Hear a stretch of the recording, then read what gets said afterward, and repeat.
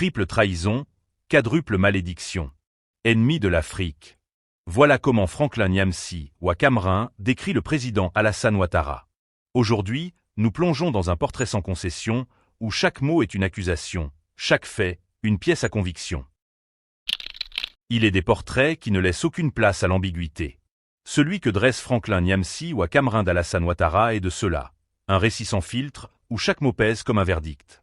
Derrière l'image officielle du président ivoirien, Franklin dévoile une histoire faite de trahison, de malédiction et de choix politiques qui, selon lui, ont marqué au fer rouge la Côte d'Ivoire et l'Afrique de l'Ouest. De ses origines à son ascension, des coulisses du pouvoir aux décisions économiques et politiques les plus controversées, ce portrait plonge dans les zones d'ombre d'un parcours qui a façonné l'histoire récente de la région. On y découvre un homme accusé d'avoir joué un rôle clé dans des épisodes de déstabilisation, d'avoir freiné des projets d'indépendance monétaire africaine et d'avoir bâti sa légitimité sur des fractures identitaires. Franklin Nyamsi ne se contente pas de raconter.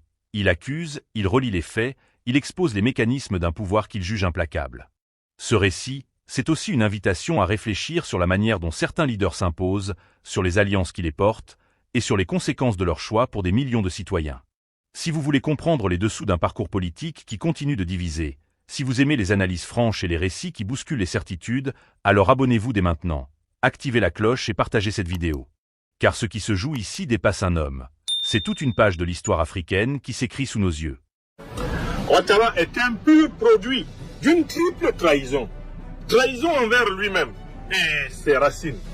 Trahison envers son pays d'origine. Trahison envers l'Afrique. Triple trahison. À laquelle il ajoute depuis un certain moment une trahison envers le peuple de Côte d'Ivoire qui a été bienfaisant et bienveillant, hospitalier envers lui. Ça, c'est un homme de la quadruple malédiction. Triple trahison et quadruple malédiction. Les mânes ancestraux du Burkina Faso ne peuvent que maudire Ouattara Dramane, qui a été l'un des agents de la déstabilisation du Burkina Faso les plus acharnés. Jusqu'il y a seulement quelques jours, il tentait encore un coup d'État contre le Burkina Faso.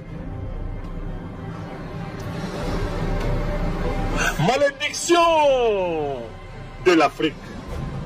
L'Afrique dont il est un ennemi, puisqu'il a toujours été dans tous les coups fourrés contre la souveraineté monétaire, politique africaine.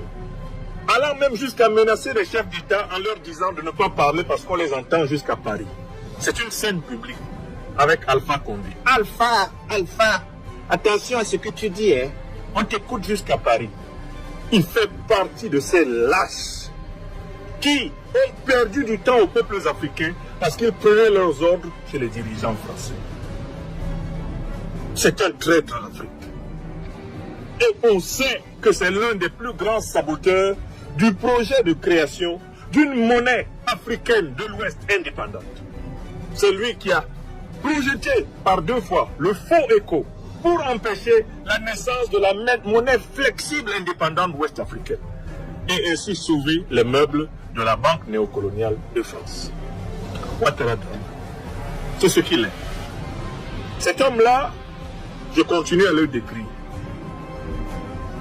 Il arrive en Côte d'Ivoire recommandé par ses maîtres néocolons français et surtout par une citoyenne française dont il est tombé amoureux et qui était devenue une courtisane de la classe politique ivoirienne.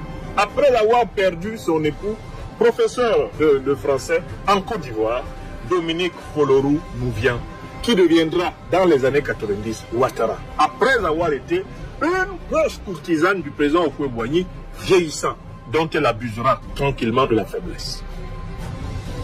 Alassane Ouattara est le produit politique d'une promotion canapé. C'est cela la vérité.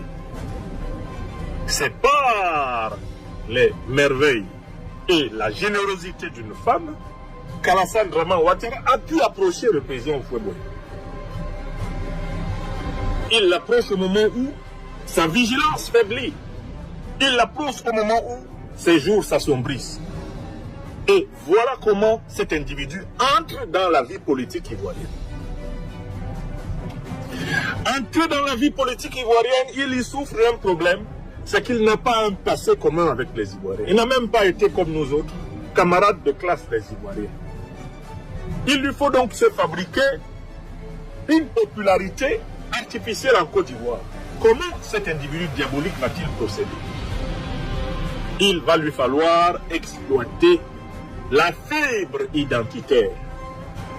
Il crée la carte de séjour des étrangers ivoiriens de Côte d'Ivoire, ce qui permet de pourchasser les Maliens, les Guinéens, de pourchasser les Burkinabés, de pourchasser les Sénégalais, de pourchasser les étrangers africains en Côte d'Ivoire et même de les confondre à cause de l'identité de plusieurs patronymes africains avec des Ivoiriens du Nord.